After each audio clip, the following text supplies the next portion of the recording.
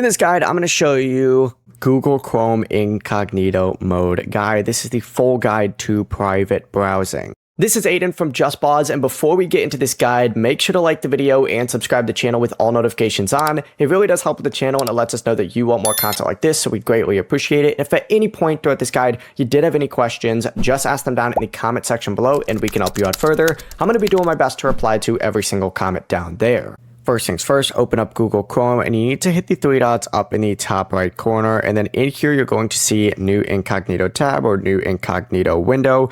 Go ahead and select that and it's going to pull up an incognito mode. You can also press Ctrl+Shift-N and that'll do the exact same thing. That's the shortcut for it on your keyboard.